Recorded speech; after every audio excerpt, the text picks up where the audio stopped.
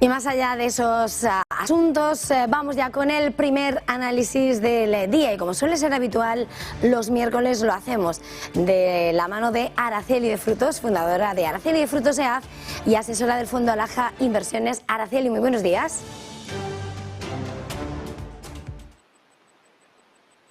Muteada, Araceli, no sé si puedes darle al micrófono. Tengo el micrófono activado. Vale, ya te escucho perfectamente. Perdona, Araceli.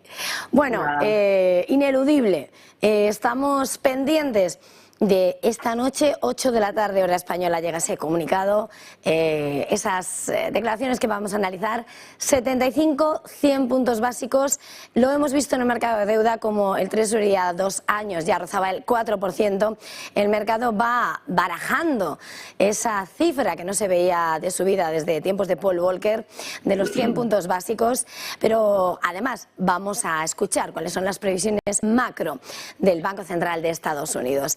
¿Qué esperas, Araceli, de la cita del día de hoy? ¿Hacia dónde crees que apunta esa subida de tipos? Y bueno, realmente en esa lucha contra la inflación, ¿va a ser suficiente y esa subida de tipos para frenar la inflación? ¿Qué efecto, cómo va a acelerar esa desaceleración, esa recesión en los Estados Unidos? Bueno, yo creo que llegamos al día de, ¿no? Con creo que descontado que va a subir 0,75 puntos. Eso es lo que mayoritariamente se espera del mercado, subir a 100 puntos básicos. Pues la verdad es que el mercado lo tomaría bastante negativo. Pero más allá de que suba 100 puntos básicos o 75, lo importante estaría en las declaraciones de Powell, esas previsiones sobre la economía estadounidense y si confirma lo que nos contó Yellen en las pasadas declaraciones, que la economía americana sigue en buena forma como para aguantar estas subidas de tipos de interés. Eso yo creo que va a ser lo principal. Mercado con mucha incertidumbre. Ya vimos en estas sesiones previas que comienza a lo mejor con tímidas ganancias y luego al final se torna negativo. Mercado muy inestable y todo el mundo pendiente de lo que diga Powell hoy, más que yo creo que de la subida de tipos, que sí que son 0,75, yo creo que descontado por el mercado y lo que podemos esperar, ¿no? A la espera de esos gráficos de puntos azules, a la espera de conocer esas magnitudes de la macro en Estados Unidos, el temor a que la expansión de la recesión cruce el globo y, teniendo sobre la mesa además, no sé si has escuchado las declaraciones de Nouriel Roubini, que anticipa un escenario catastrófico de incluso una caída del S&P del 40% para el año que viene. Por una parte, ¿qué contemplas de ese análisis? ¿Hasta qué punto crees que nos encontramos en el abismo de una crisis que a priori, según su diagnóstico, podría superar a la financiera? Y luego, mirando al petróleo, estamos viendo cómo está luchando por mantener en las últimas horas directamente por los $90 el barril, por ese miedo, ¿no?, de los inversores a que realmente la demanda de petróleo va a caer y las perspectivas no parece que convenzan demasiado en el mercado del oro negro. Bueno, tenemos en todas las principales áreas geográficas, por así decirlo, esa incertidumbre y esa, en el abismo, como dices tú, de la recesión actualmente, ¿no? Si por un lado Estados Unidos, habría que ver si son ciertas esas previsiones de distintas casas de análisis que nos llevan a una recesión muy profunda, otras que nos dicen que esa recesión que está descontando el mercado ya, que lo anticipa el mercado de renta fija con esa inversión de la curva, pues a lo mejor va a ser corta. Y por otro lado tenemos al otro lado de la segunda potencia mundial, China, con esos confinamientos, también esa bajada del crecimiento que también se está produciendo en esa parte del globo. Intentan con todas las políticas fiscales y monetarias, que recordemos que ahí la política monetaria va en sentido contrario al resto de los bancos centrales, que es una bajada de tipos de interés, intentan tanto con la política fiscal como con la monetaria, reactivar esa economía. Y luego tenemos también Europa, que creo que es, por así decirlo, donde también se aunan varios frentes, no solamente pues, el tema de la inflación y la subida de tipos de interés, sino que atajar ese problema de inflación que viene de la oferta, ¿no? De la demanda, va a ser difícil con esta subida de tipos de interés y puede agravar aún más bueno, pues la economía europea, ¿no? Entonces tenemos distintos frentes abiertos en distintas zonas geográficas que nos llevan a esa bajada de crecimiento o recesión. Bueno, yo no quiero ser tan agorera como Rubini y pensar que nos abocamos a una recesión tan fuerte o más como la crisis financiera, sino que, bueno, pues en principio hay que aprender de los errores y están reconociendo los distintos bancos centrales los errores que se han cometido y tampoco pasarse de frenada por querer corregirlos muy rápido, ¿no?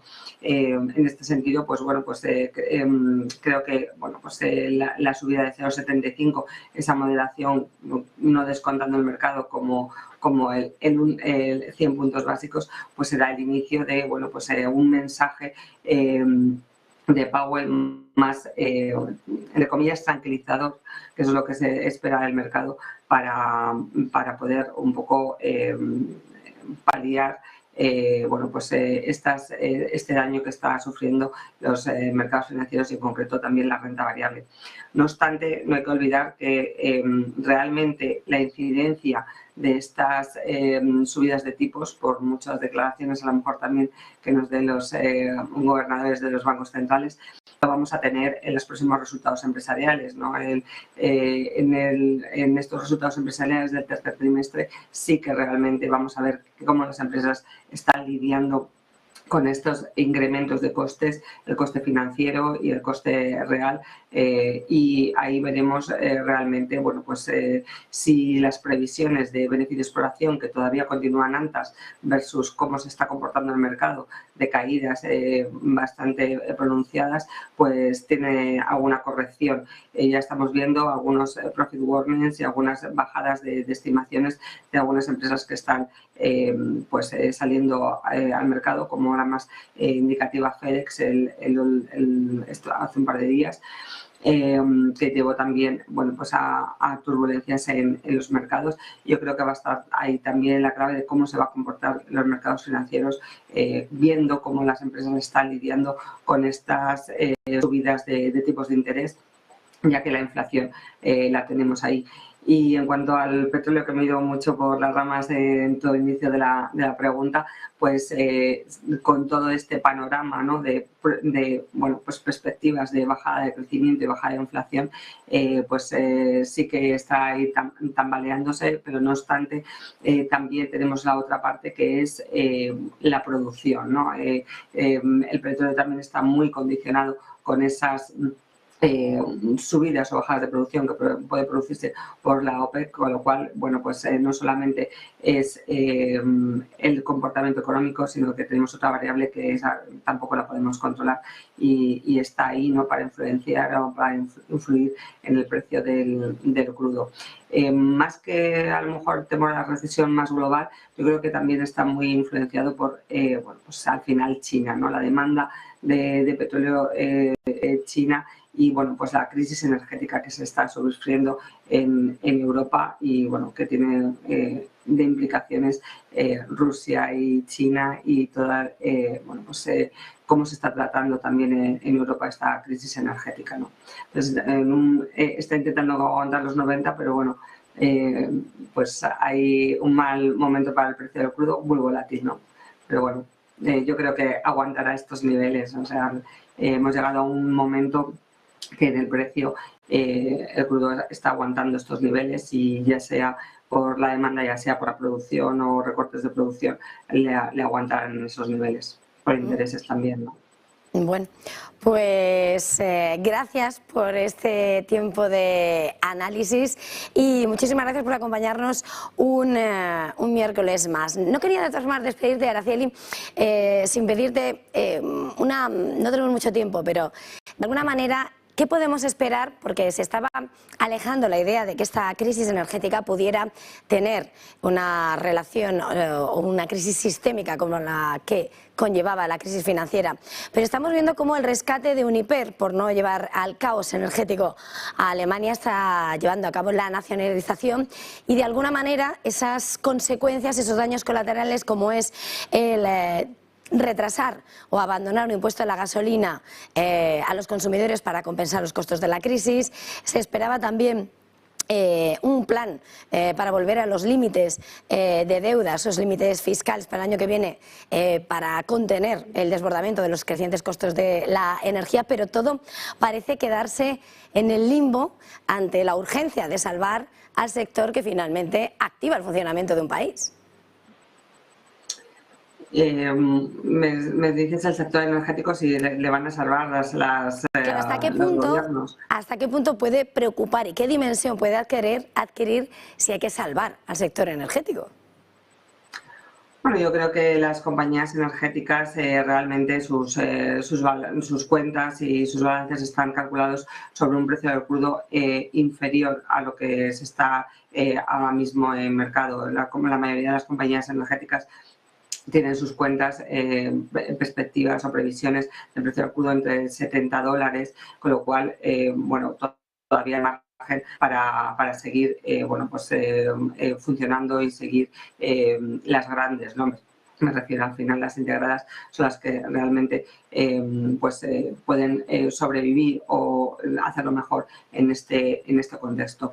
Y bueno, pues al final se aúna ahí pues ayudar a las empresas y ayudar a los consumidores, ¿no? Con todas estas medidas también que está tomando en el seno de la Unión Europea, la Comisión, para paliar un poco también ese impacto de la crisis energética en los consumidores. Pero no creo que se produzca un colapso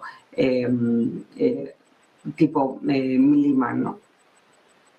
Pues muchísimas gracias a Araceli de Frutos, fundadora de Araceli de Frutos EAF y asesora del Fondo Laja Inversiones.